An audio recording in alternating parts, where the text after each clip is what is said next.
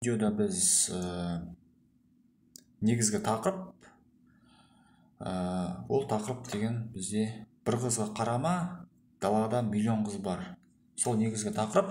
Неге сондай тақырыпты мен түсіріп жатырмын? Өйткені көптеген жігіттерде қателіктер көп болып жатыр.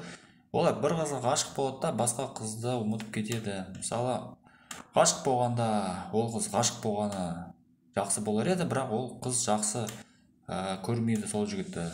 Ал жігіт болса артынан жүгіріп гүл сыйлап бәрін істеп береді. Соған орай негізі қателіктерді айтып кетейін. Олай істеуге керек емес. Егер жігітке қыз деген махаббатпен қарамаса, онда ол қызбен жүрудің қажеті жоқ. Ол қыз негізі жігітті жақсы көрмейді, іздемейді, звондамайды. Көптеген комментарийлар қоса отырып мен айтып кетемін. Бұл жақта негізі бізде бірінші қараймыз біз, қыз сендерге қалай қарайды, мысалы қандай көз қараспен қарайды, қалай қарайды, махаббатпен қарай ма, махаббатсыз қарай ма. Мысалы кейбір қыздар болады, кездескенде бәрі жақсы болып келеді да, қостасасыңдар, жүресіңдер, күледі, бірақ сосын WhatsApp-пен, телефонмен сөйлескенде телефонды алмайды. WhatsApp-та жазса оқиды, жазбайды, жоқ болып кетеді да.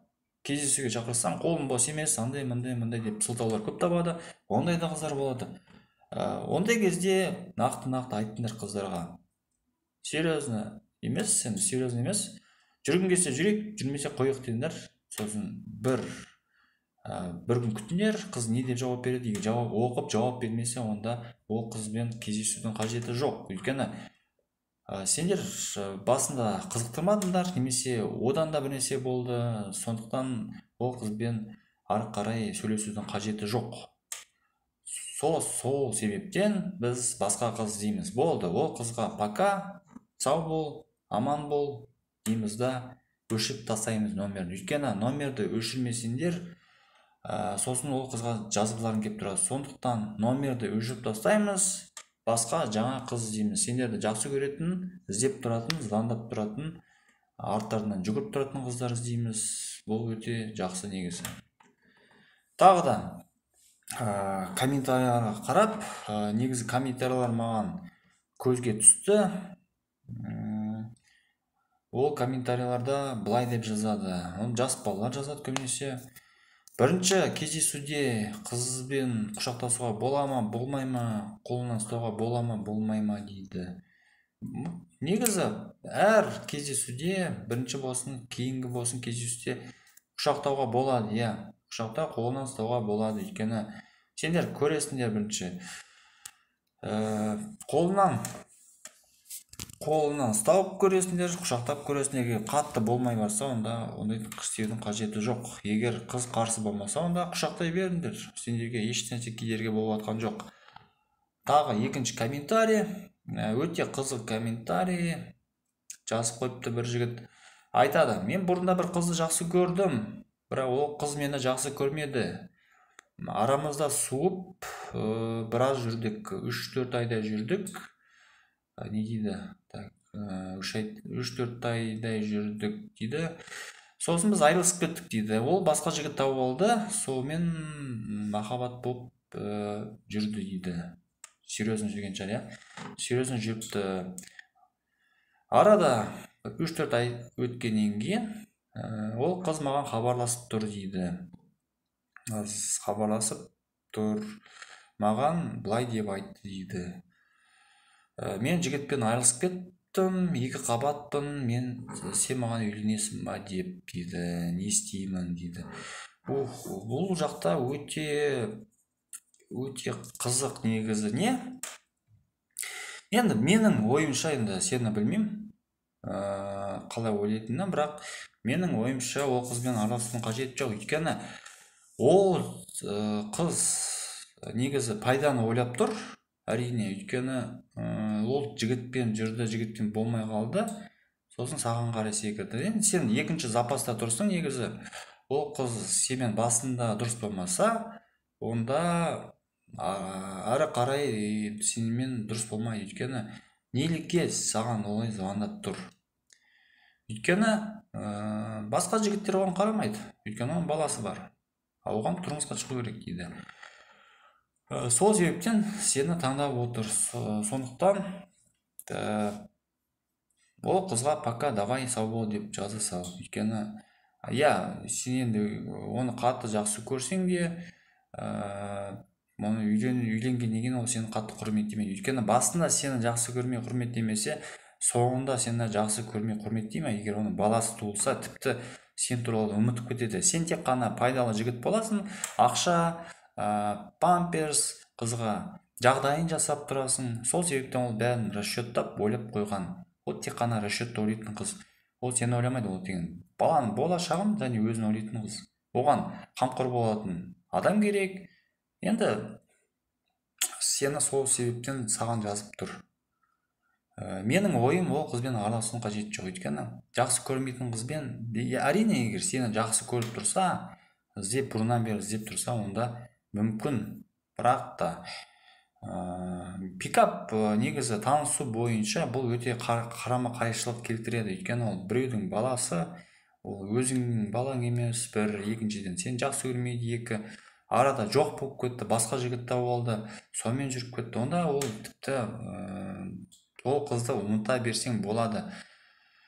Сол мен айтарым, негізі ол қызбен араласудың қажеті жоқ. Өшіріп таста болды. Сау бол, мен қызым бар дейді да, өшіріп таста. Өйткені былай салыстырымдар, негізі ол қыз ғана қалып қалған жоқ.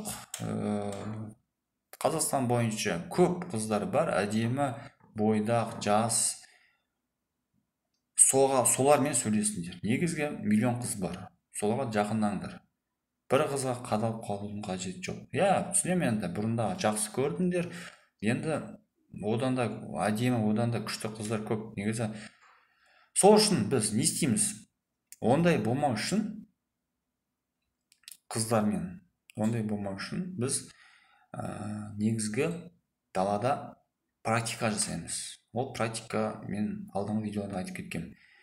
Күніне 30-40 қызға жақындаймыз, минимум 30-40-қа әдемі қыздарға жақындаймыз, солардан номер алып сөйлесеміз. Сол кезде сендер басқаша көз қарайсыңдар. Сол кезде сендер өзгересіңдер. Өзгерген кезде алдыңғы қыздар, сендерге звондаған қыздарға қарап сендер күлесіңдер. Негізі күліп тұрып айтасыңдар, маған жазбашы деп. Өйткені сендерде бұл жақта далада 30-40 жақынасыңдар қыздарға, онда сендерде қыздар көбейеді. Қыздар көбейгенде конкуренция болады сендерге. И сендер қыздарды таңдай бастайсыңдар. Қайсысы ұнайды деген сияқты. Мысалы, сенде қараңдар, сендерде 20 қыз бар, әдемі. И сол қыз саған звондап тұр. Маған тұрмысқа шығасың ба деп, сен айтасың, менде 20 қызым бар, немене айтып тұрсың деп күлесіңдер. Сол сияқты. Егер сендер далада жақындамайсыңдар, ешкіммен сөйлеспейсіңдер, сендерде қыз жоқ, әрине ол қыз сендерге қымбат болады. Сондықтан жігіттер, далада танысамыз, болмай баратса, сендер жақындай алмасаңдар, ете алмасаңдар, номерім астында, маған хабарласамыз, келісеміз. Әрине мен сендерді үйретем далада. Әрине қазір суық, бірақ далада танысу өте бір ыңғайдау, сендерге қысқаша түсіндіріп, далада тәжірибе ретінде түсіндіруге болады. WhatsApp'та жазыңдар, онлайн курс бар, практика бар, бәрін сендерге үйретем. Қыздарға сендер жақсы боласыңдар. Сол негізгі тақырып. Комментарийлердің көбісі бір типті, көбісі жазғандар қате. WhatsApp'та қателіктерді айтып кетсем, WhatsApp'та негізгі қателіктерді айтып кетсем, бәрі бір жазады. Мысалы, WhatsApp'та сөйлесуге бола ма, қолың босай ма, сен күйеуге тигің келе ма деп, көптеген бола ма, күйеуге тиюге келе ма деп. Үйлену туралы ешқашан айтпаймыз негізі WhatsApp'та. Үйлену туралы бұл дұрыс емес. Адамды көрмей тұрып үйлену деген, бұл қыз деген дұрыс қабылдамай қалады. сондықтан біз қызды бірінші WhatsApp телефон деген не, қызды көрмей тұрып біз қалай үйлену деп айтамыз ғой. Сендер көрмеді, сендер оны көрмедіңдер, сендер көрген шығарсыңдар ғой, сендер көрмеді. Сондықтан біз бірінші кездесуге шақырамыз, WhatsAppпен сөйлеспейміз. WhatsAppты сөйлесу ол дұрыс емес негізі. Ол кейін бір жақсы болып жатсаң да енді болады. Тек қана телефон, звондаймыз, кездесуге шақырамыз нақты. Сол жерден уже біз өзіміздің техникамыз қолдай бастаймыз. Қолынан ұстаймыз, сөйлесіп, қызықтырып, құшақтаймыз. Болмай қатты сендерге болмай баратса, онда ұнатпай жатса, енді әрине көрініп тұрады, ұнатпай бүйтіп қашқалақтап тұрса, онда басқа қызға жақындаймыз. Бүйтіп көреміз бәріне, и сендерге ең әдемі қыз тиеді. Өйткені қараңдар, сендер 100 қызға жақындадыңдар, ішінде минимум жарайды 20 қыз сендермен танысты. 100 қыздың ішінде әдемі қыздарға жақындаймыз. 20 қыздың ішінде сендер 10 таламен кездестіңдер. Әрине 5-6-ы сендерге үйлену мүмкін. Сендер жақсы көріп жүгіру мүмкін. Өйткені бұл жақта теория вероятность дейді. Теория математикалық түрде көп жақындаймыз, сендерде көп қыз болады. Жақындамаймыз, ешнәрсе болмайды. Сол себептен қыздарға жақындаймыз. Жақындаймыз. Егер жақындай алмасындар, WhatsApp номер астында хабарласыңдар, келісеміз. Әрине мен үйреткен үшін көп ақша сұрамаймын. Ол өздеріңе де керек негізі. Қыздар үшін негізі аюдың қажеті жоқ. Мысалы, мен де аямаушы едім. Солай, барлығыңызға денсаулық тілеймін. Әлі видео жалғасуда. Әлі талай видео болады. Көріскенше.